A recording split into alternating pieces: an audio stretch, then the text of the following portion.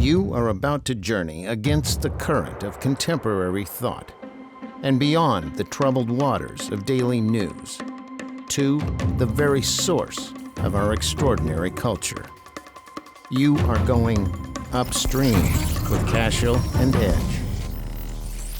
Here we are one more time. Hello, Jack. Hello, Loy. You being Loy Edge of the... Oh, yeah, Upstream with Cashel and Edge. You're Cashel, aren't you? That is who I am. And, I was actually signed up to join a gym. And the person, I told them my name, and they said, "What a great name Cashel is." Thinking that it meant that I had cash or that a hill of cash, or it could have meant that I was ill of cash ill, so if you were deprived of cash, that could be that same thing. Those too. gym guys are so witty with their repartee. Well, they have to be to keep people coming in there, to spend money grunting and groaning and hurting themselves. But after a 3-year layoff, COVID, I went to the gym. They said, "When was the last time you were here?" I said, "I went to the gym the afternoon of the morning in which you shut down," right? I said, "Oh, okay. Well, I'm going to try that with confession when I finally make it back in." Yeah. When's the last time you were here? Well, that COVID thing. Yeah, that's right, yeah. Yeah. Remember the COVID of 1881 when it struck prematurely in our neighborhood? No, it's I will say, though, because you asked earlier about it, because I'd just driven in from back east, and I was still out selling Untenable. my new book, Untenable. The true story of white ethnic flight from America's cities. Right. Which I think Newark is the city that... Yeah, Newark is the city in question, my hometown.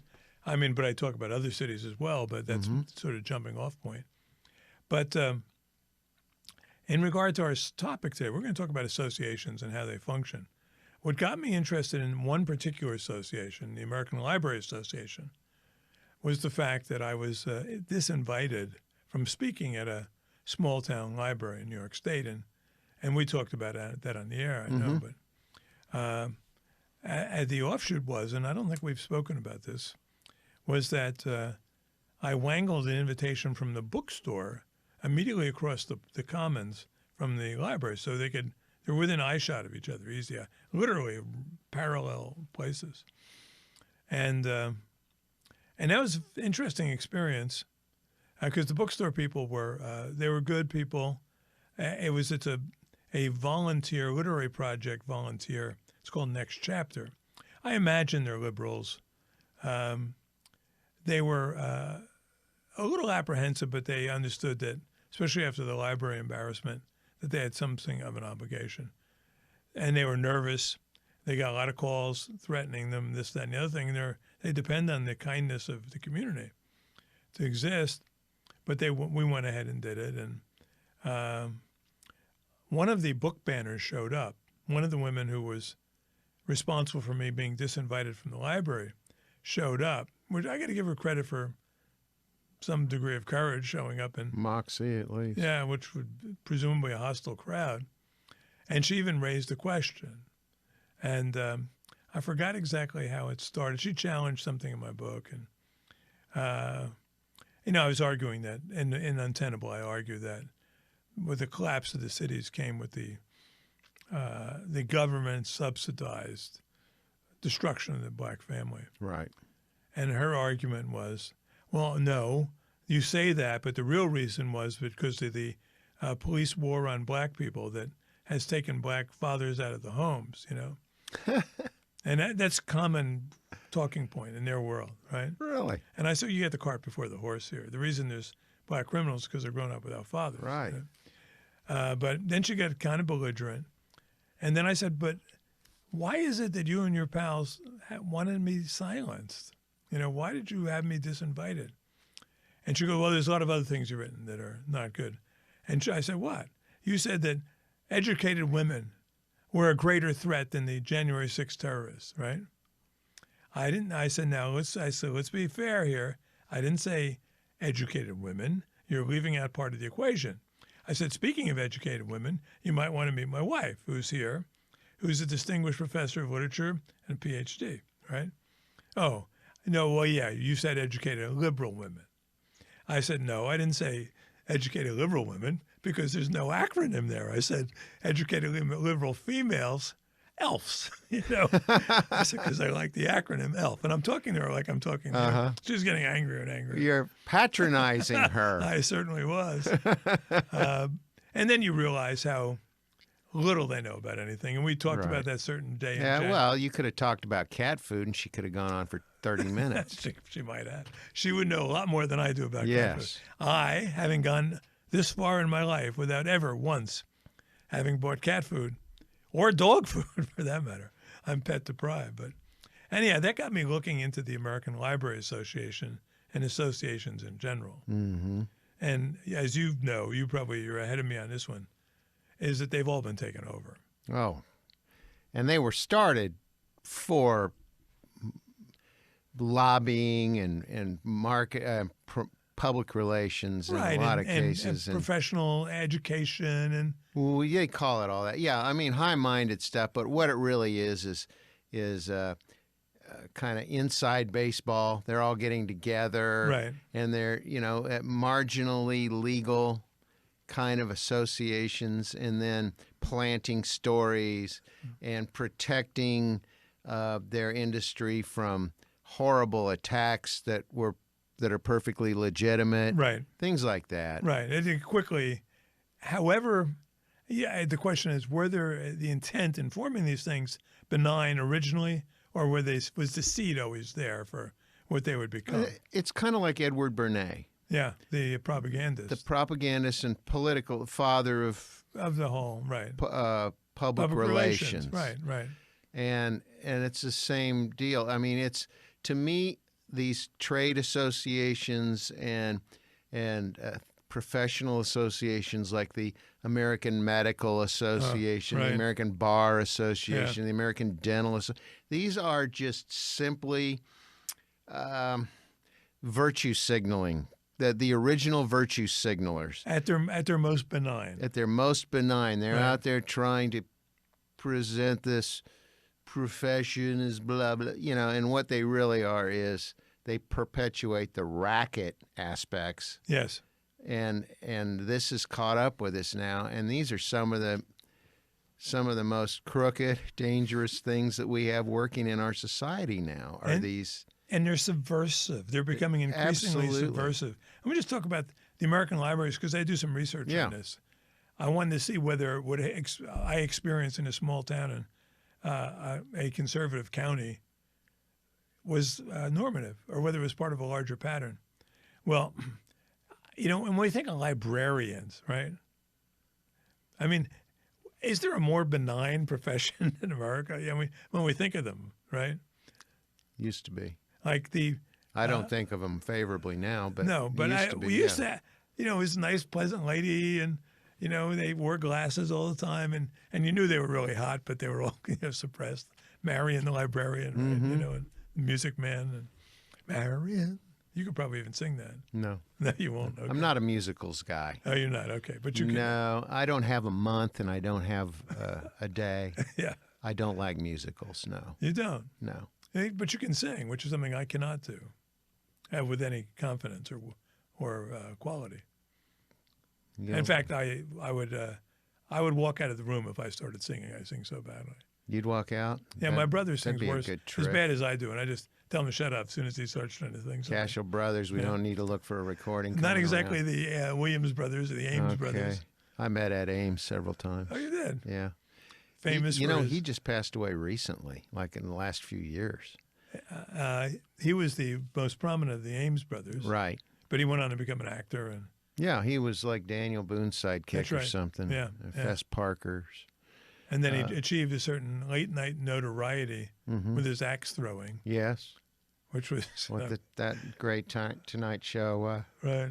highlight reel deal. But he was a great guy, very nice guy. Yeah, no, he always really seemed tall, like, really. I mean, he must have been 90, but he'd come to those deals in L.A. Right, these subversive groups that met there to protest the reigning orthodoxy. A conservative man, yes. Yeah, well, good for him. And sorry to see him go, but he was around a good long time. Mm-hmm. And I've got all the all the Ames brothers recordings. Right. I'm kidding now. But I couldn't name one. we would need him to, as Daniel Boone, to tackle the American Library Association. Here's how bad they got. My exclusion, it turns out, was somewhat normative. They would have gotten high praise from on top. In their recent election, they elected as the new president a self-described lesbian Marxist. And upon her election, she tweeted out a quote so utterly Stalinist that she had to retract it, right? It was like, the collective will of the people has spoken. We can transform America. Something like that. Yeah. Something that even, like a that's friend, what I see in my mind's eye when I hear librarian now. Yeah, that's right. That's the problem. I think of an elf gone wrong. Yeah. An elf with ambitions. Mm-hmm. An elf who's tired of just being one of those kind of crabby ladies who complain to the local newspaper and want to change America. And so they're doing it just recently. We're past that period now. Banned Books Week, which was the first week of October. Oh, they love manipulating the banned books thing and putting out different messages. Yeah. They'll say, some group will come out and say, we don't want graphic sex in third grade classrooms. Right. And then they'll go, see these book banners? They're banning Slaughterhouse-5 and Right. Catch-22. It's like, no, they're not. They're banning Genderqueer, the number Right. one book, most challenged book, or Not All Boys Are Blue. Right. I looked at their top 13 of banned books, all by the which are on sale at Barnes and Noble. It's not like they're like in some They were prominent all display. required reading in That's my right. high school. Yeah, they were. Of the ones that they're putting out now, saying banned books. Oh yeah. And then it's Animal Farm in Yeah, right, 1984. right. It's like what is the word for that? It's misdirection. Yeah, disingenuousness. Yeah. At worst. No, of the top 13, they have this big page dedicated to all the banned books and with charts and pie graphs and everything. And of the top 13, all of them are child-oriented books. All of them are banned or challenged for explicit sexual context. 6 of the top 7 are gay, right? Including the top 2, and which Genderqueer was number 1, which is about a lesbian kind of thing. It's I don't know, when I was in the 6th grade, I don't remember reading books about strapping on Right. paraphernalia to penetrate whatever. Can you do that in Senator Joseph Kennedy's voice? You got to do that. No, you mean Senator John Kennedy, Louisiana, right?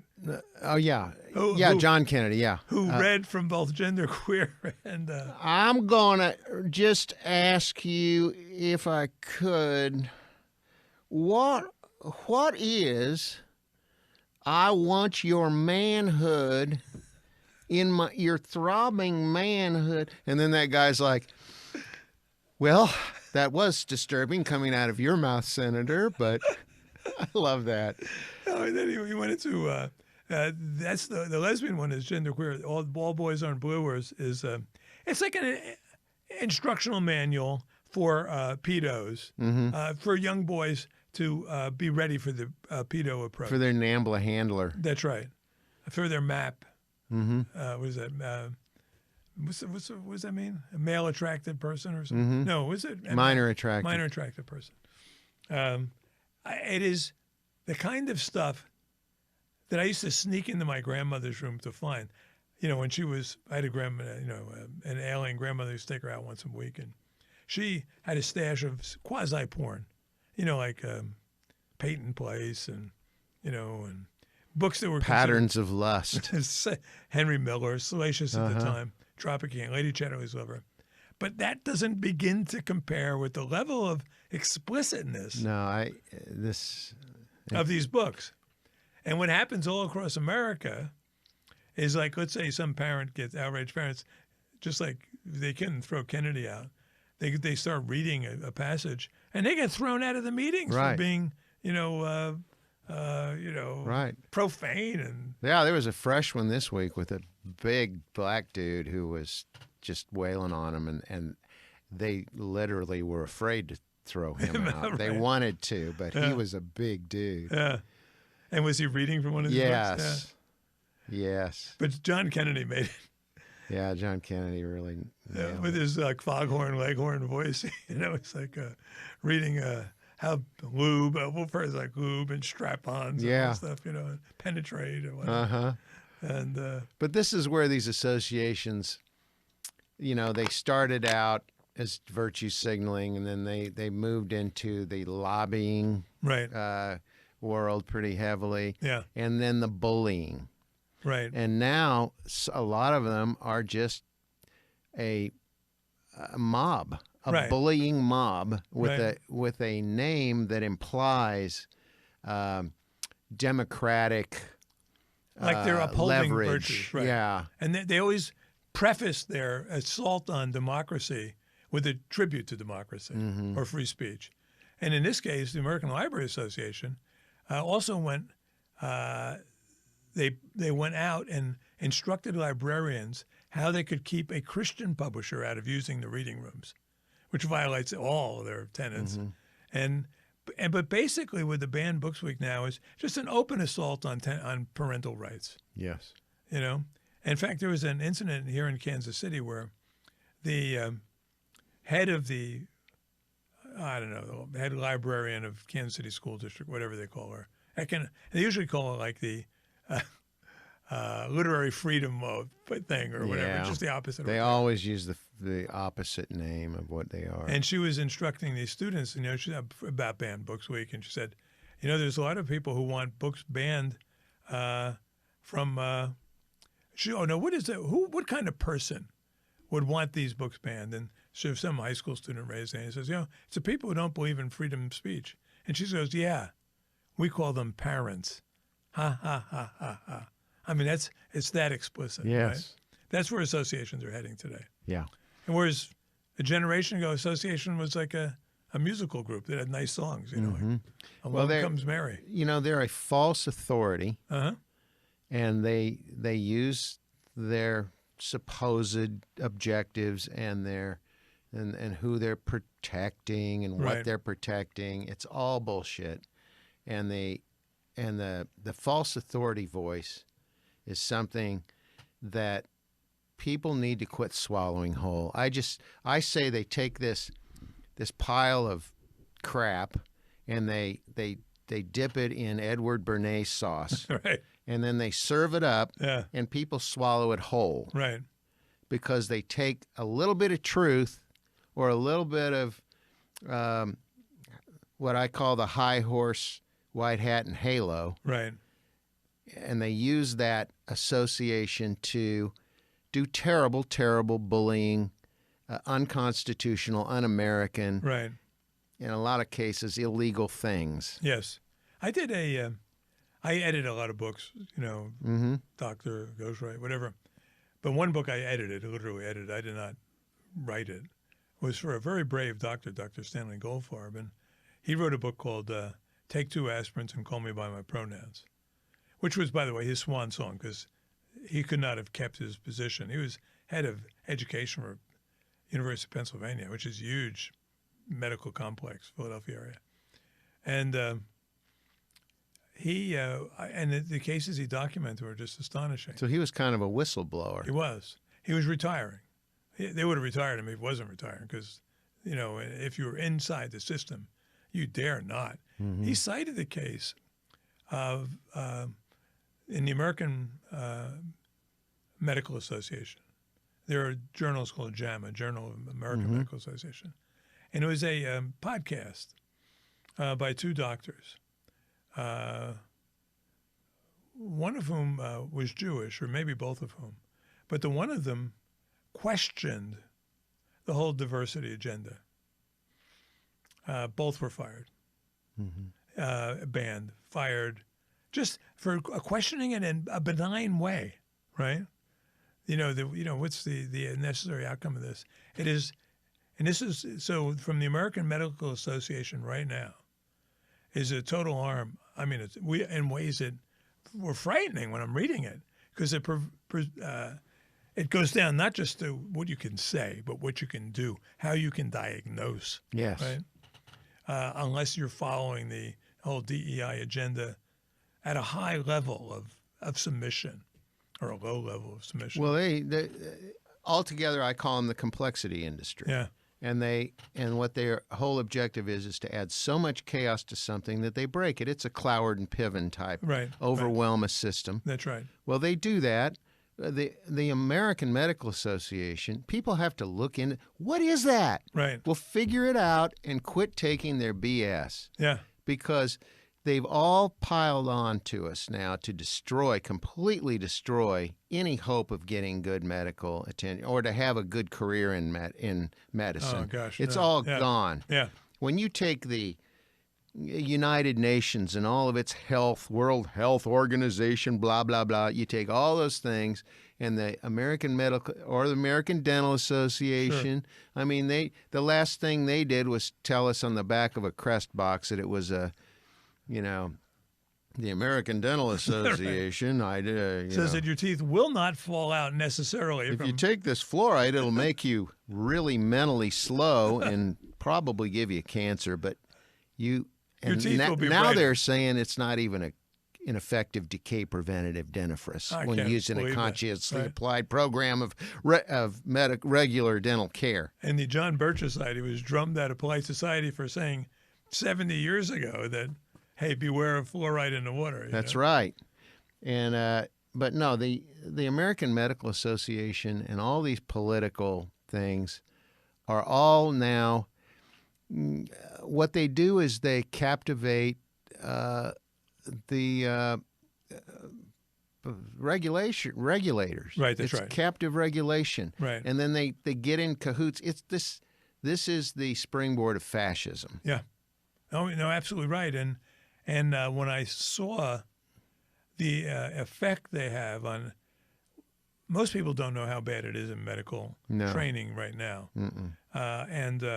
So what's happened is to make sure that underrepresented in medicine, the UIMs, not just minority groups, because minority groups include Asians and Jews. Well, there's too many of them already. We don't want them because they actually might know something. So the underrepresented, and this goes back to Hispanic Heritage Month. I mean, so you're Hispanic, so you're underrepresented, right? Maybe Italians are underrepresented too. Who knows? But you get extra points. And the way they make sure that the underrepresented pass through the medical system effectively is to remove the science requirements and to accelerate the social credit stuff. It's almost like they went through the French Revolution. Yeah.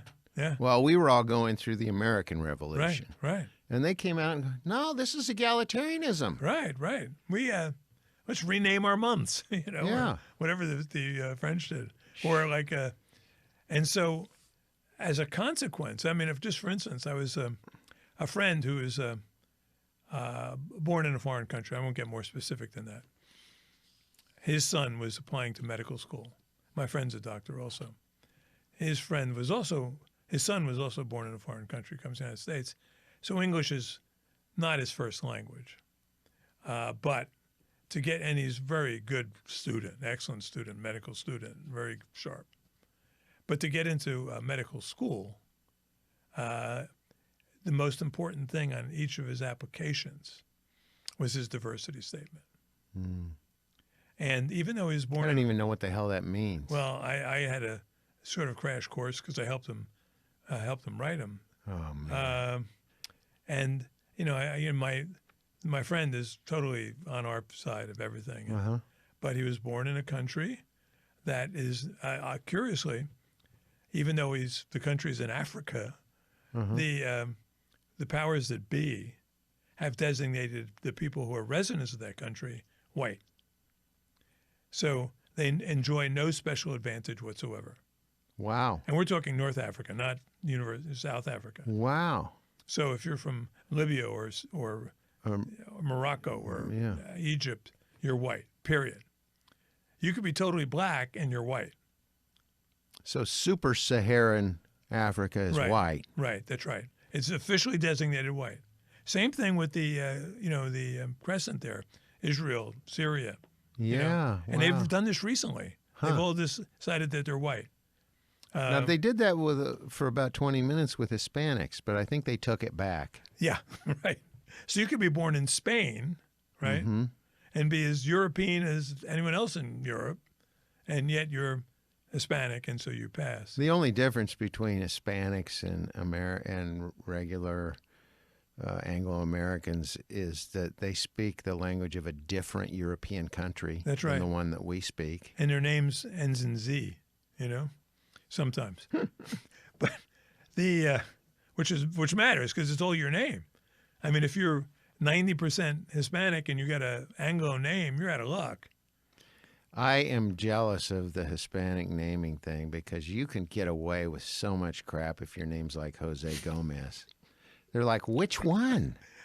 I've been encouraging my children and nephews and nieces to name their Yes. children, Absolutely. Alfonso or something. Absolutely. Dulcinea, I don't know. But no, so the whole system is rigged towards getting people underrepresented in medicine, UIMs, into medical Is that school. a real term, UIM? Yeah, UIM. Underrepresented in medicine. Right. Into and through. And then once they get out, here's the real trick. Then they, so let's say you're a Harvard graduate and you're black. Mm-hmm. I've seen this literally. You don't practice medicine. You practice diversity consulting. You set up websites. You start charging consulting fees before you're out of medical school, teaching other. Because they're shoving so much money at you. That's right. Right. Again, they go, Federal Reserve, crank out a couple trillion. Right. And secretly, you're not good enough. You don't know your stuff well enough to go in and, do surgery? Tell people, give the people life or death decisions? Pretty soon the bodies start piling up and you look bad. It does, yeah. They can only hide them for so long. You're of course, right. they're really good at hiding them now. They are. They can always just say, Put them in the HR office or DEI office, and that's why the AMA is so essential to that, because it reinforces that. That's right. And it punishes those who beg to differ. Mm-hmm. And it's not just on race. Now they're into climate change. They're into guns, big time. Oh, yeah. Well, they ask you at the doctor's office. They did for a while. The last time they didn't. Yeah. Do you have any guns in the house? Right. I'm telling you, folks, we have got to look at these things and say, question all authority right now. Because, and not for the same reasons that the hippies had the sticker that said, question authority. Question false authority. Yeah. That's what we need to be doing. Right. When they ask you all those questions, and when you go to the doctor, you want to know who they are. Right. I do. Yeah. Because it's such a false thing. Yeah. They've created this phony, this is all secure and private. I know better than that. It's being shared by every idiot in every office. Half of them hate me. Right. And it's going back and forth, and they all know when I had a hangnail. Yeah. And all that other all electric. stuff that happened that yeah. I don't want to talk about. Yeah, right. Those other, right. Shots and things. Right. And she said she had been tested, right? I know. You'd think. Gosh. But, it was interesting case now, even though it comes out of Canada, which is our future. Canada's, fascist. Let's just call it Canada. Yeah. I noticed some people were doing that the other day. Yeah. I like that. Canada. Yeah, right. In reference to what? Oceania, the country in 1984. Well, then the battle of Jordan Peterson with the College of Psychologists. Yeah, another association. That's right. With teeth. With teeth. Right. In Canada, they've given them too much teeth. Here, we just kind of, it's like a miasm. It just moves back and forth between the government and the trade associations Right. and the regulatory agencies and the foundations, Right. and they all work together to create this kind of what would you call it when they're passing it back and forth under the radar, and it just adds to the confusion and the chaos. Collaboration. Yeah. They're collaborators, collabos, as we called them in France. When I was fighting in the resistance back in an earlier life, I was a little, I was a child at the time. But I don't want to talk about that now. Though. I don't want to brag. Everyone else in France was a resistance fighter. Why not me? But what they're doing to Jordan Peterson, who doesn't need them, by the way, who's hugely influential and popular. More so than they are. Much more so. Speaker, writer, commentator. Oh, they just got thrown off Twitter again. He committed the cardinal sin of dead naming Ellen Page. I'm just dead naming Ellen Page too, because I don't know her new male name, but it's probably like Hank or something. I don't know what it is. Ellen Page, you know who she is? Yeah. That's a good example of the bullying tactics of illegal. Right. I would consider that illegal because it's unconstitutional. Just for those who don't know Ellen Page, Ellen Page was an actress. Oddly, she made the one pro-life movie of the last ever, the movie Juno. Have you ever seen that? No. It's inadvertently pro-life, but it's pretty powerfully so. She gets pregnant. Were they in a hippie van? No. She was like a high school kid, gets pregnant with some dorky kid, and she's going to go have an abortion. I think I saw it on an airplane. And the abortion clinic is nightmarish. And she walks in there and walks out, and says, no, not doing this. And the movie is pretty popular, and she's really cute in a kind of a Debbie Reynolds-y kind of cute way. Not hot. She's about 5 feet tall, 5'1", can't weigh more than 100 pounds. And now she's a man, right? And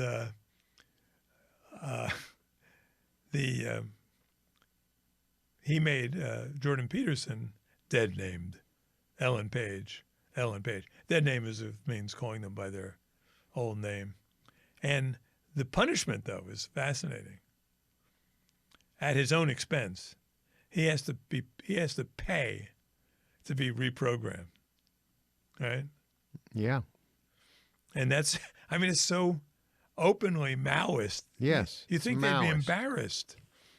There is no embarrassment, though, which really is scary because that tells you that they are psychopaths or sociopaths or narcissistic personality disorder. In other words, they really don't have the capacity for shame or for embarrassment. Right.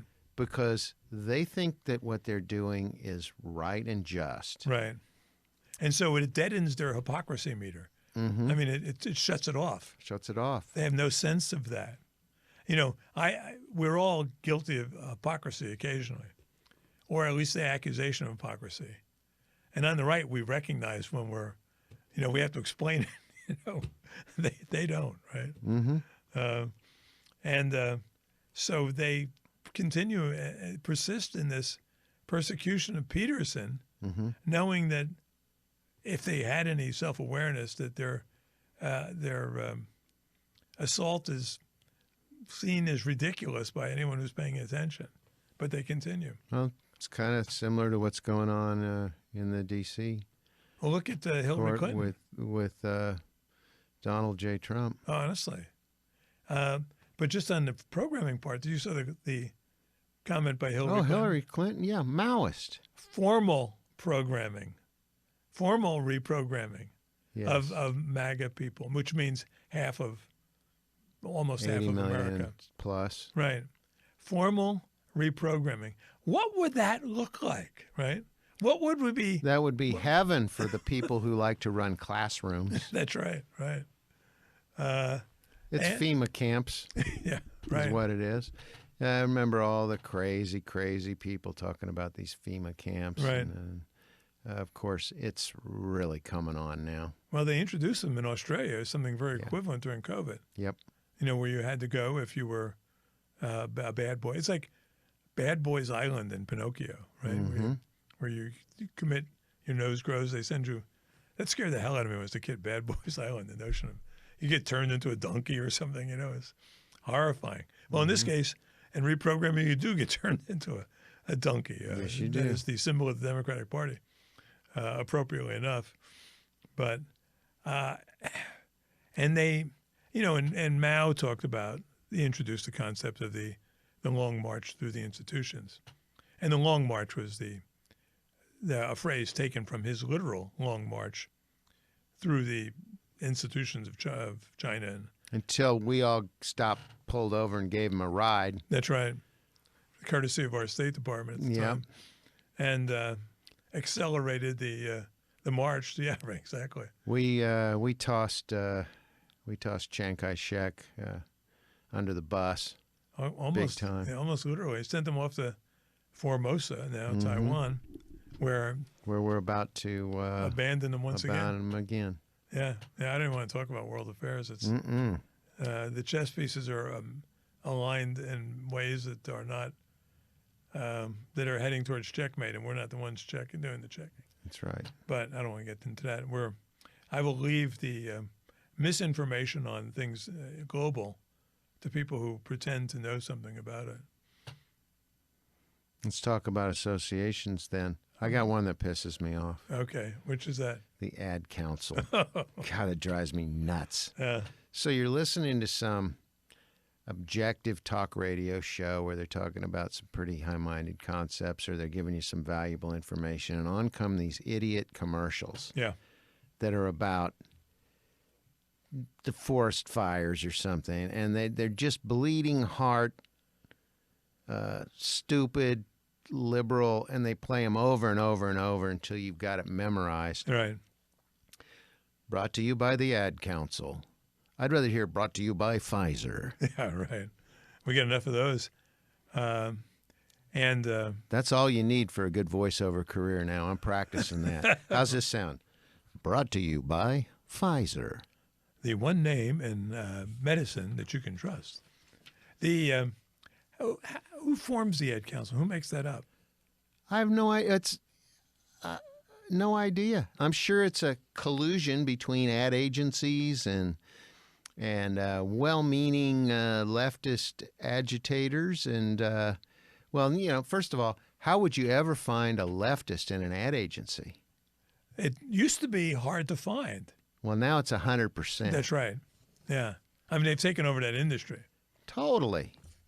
When I remember when I was, you and I both worked in advertising, and there was, first of all, it was very apolitical. Oh yeah, and people really would just totally mingled, completely. I don't remember ever having a political argument. No. Right. The perspective was a lot more reasonable. That was an American perspective. Yeah. Politics are over here. Right. We talk about those in certain areas, but most of the time we know better. We just leave that stuff alone. Right. I remember, just my one sort of collusion with local sentiments.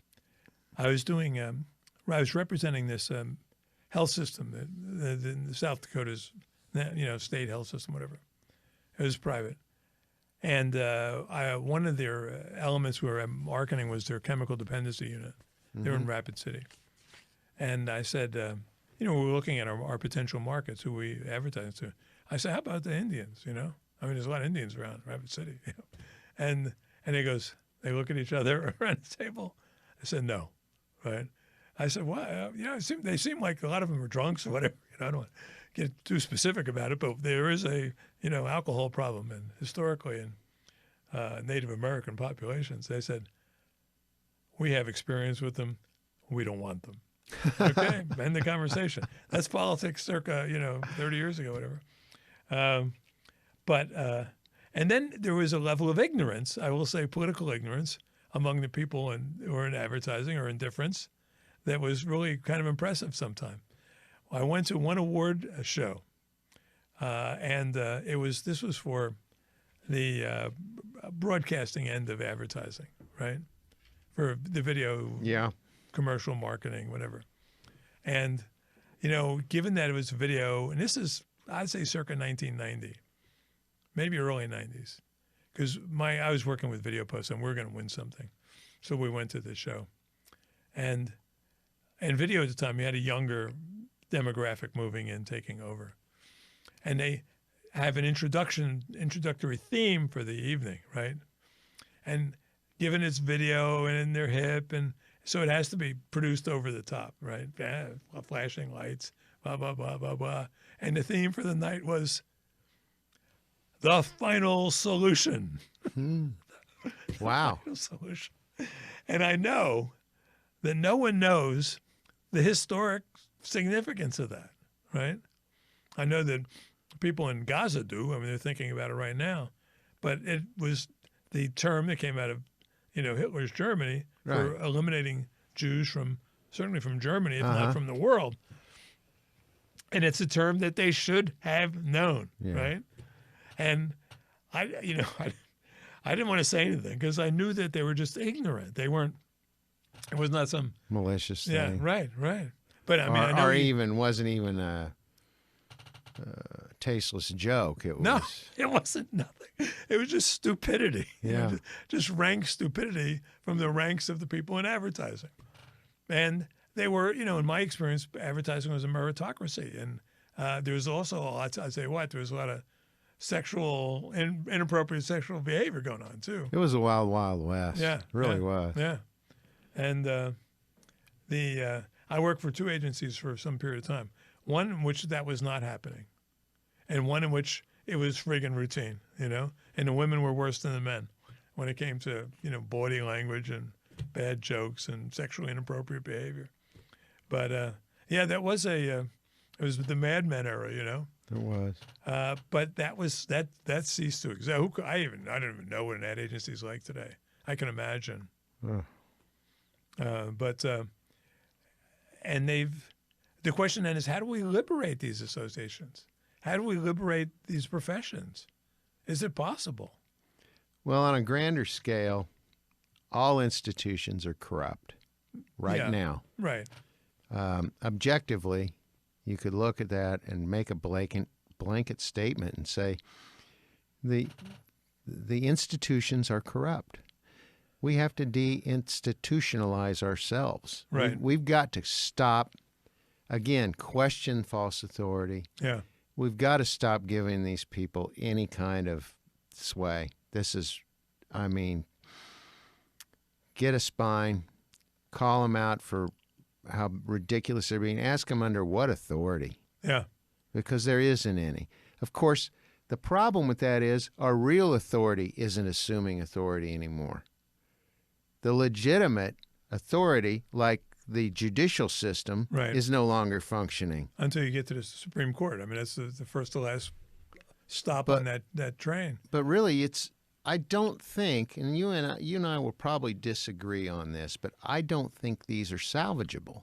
I think they need to be destroyed, and they need to be replanted as some other entity that is more appropriate to what the task at hand should be. Well, I think you're right about the associations as they exist are just like the whole journalism establishment, irredeemable. The military is redeemable. The FBI is redeemable. CIA probably not. But and it goes back, and I agree with you on this. I remember like the first day I went to work in advertising, and at that time, my boss, with whom I've since reconciled and on good terms, I won't mention names, but he was new to this. He was younger than I was, and he was brilliant in what he did. But he was, as a manager, he admittedly later he would admit that he was not good. And so the first ad I submitted, I was a copywriter. He writes on it in big red letters, "This is bullshit." So I said to myself then, I said, here's what I'm going to do, is every day I come to work, and I'm going to start right now, then I'm going to come with the understanding this could be my last day on the job, period. Because I'm not going to put up with this. And so I walk into his office. And this is like day 3 on my job. I had pulled all my, I hadn't had a job in years, a real job, and I had pulled all my references, everything, committed myself to this. And I said, this cannot stand. We cannot do this. We cannot work this way. I said, you're my boss. If you don't like something I did, I said, all you have to do is say, let's try a different approach. I don't like this. Let's do X, Y, or Z. You don't write on big red letters, this is bullshit. Doesn't work in my world, And then he goes, I said, what a sorehead. I said, why would you do that? And I was just talking, now I'm older, so I'm talking like father to son almost. He said, well, when I was in college, that's what, my submitted letters, that's what they'd write on it. I said, how did you feel when they did that? I felt awful. Well, why are you perpetuating it? You're the boss. I want you to succeed. And about once a year, I'd have to do this all over again. But there's the French proverb, always live on last year's income. No matter whom you work for, no matter what association you have to put up with, come to work every day as though it's your last day in the job. Yes. And then you don't have to put up with anything you don't have to put up with. You may lose a job. I've got fired several times. And I don't regret any of them. I think it was necessary. Been banned when I'm not being fired, disinvited. I'm hardly the greatest hero in the world when it comes to this all sort of petty-anty stuff, but there are heroic people who have stood up and said, no mas, Well, we need to pledge our sacred whatever honor. and sacred honor Right. and our fortune and all that. Yeah. And people get locked into these deals like health insurance and all these other traps of the complexity industry Right. that are meant to give you some sort of a golden handcuff. It is. To trap you into these situations. Folks, look at, for all the hoops you jump through, for all this medical stuff, it's not worth a crap. Yeah. We got to get brave again, and we've got to stop taking lip from the wrong people, because what happens is the silence, it empowers this statism to become so dominant. Right. And our side is never heard from. People don't hear. I'll bet you most people who consume the news from the TV haven't heard what Hillary said this week. They have no idea that she's out there literally calling for everyone who disagrees with her to be locked up in a Formal reprogram. Right. Anyhow, but so I would say a good place to start if you belong to anything voluntary. Mm-hmm. I don't care if it's school board, whatever. You have the opportunity to have your voice heard. Obligation. And we've seen from parents all over the country, a willingness to stand up, and it paid off. It's paying off. It's paying off. And it's it may not be a grand victory one at a time, but those voices are being heard. They're electing local officials, governors, even like in Virginia. And what's really amazing is the amount of leverage you have when you do that. Right. You can look at Elon Musk and all the attention and everything that changed. I call it surfing the zag. Yeah. When everything's gone so far that it's absurd, it's that person who comes in and does the emperor's new clothes things. Right. And says, "Nah, that's absurd. Here's the reality on the ground." All of a sudden, it may not happen every time, but that person has so much asymmetric power and attention, because if everybody happens to be reaching that boiling point themselves and they hear that, all of a sudden it turns. That's right. Well, we've got to do that with this nation real fast. And it starts with real the individual. fast. And a good place to start if you want to have your voice heard. How's this for a segue? That's good. We're wrapping now, aren't we? We're wrapping it up. Real media, right? That's good. I mean, we have a good gig here, and with Brad and Carly, and they just I mentioned, I think earlier, they signed up Kansans for Life, another group that wants to have its voice heard, and a podcast is a really good way to do it. It is. I've got there's a friend. I've got several friends in the banking business. One of them is coming out here to do their social media out here because they want to up their game. Yeah. And they want a little help in making it professional and planning it. Right. This is the place to do it. And plus, they are simpatico to our mission. Mm-hmm. So give them a call. Real Media, Overland Park. Until then, until next week. Good day. And you sign off. You have a good voice. Do a good sign off. Good evening, Mr. and Mrs. North and South America and all the ships and clippers at sea. Let's go to press. That's Walter Winchell and Jack Cashel here on Upstream with Cashel and Edge. Take care, guys. Bye.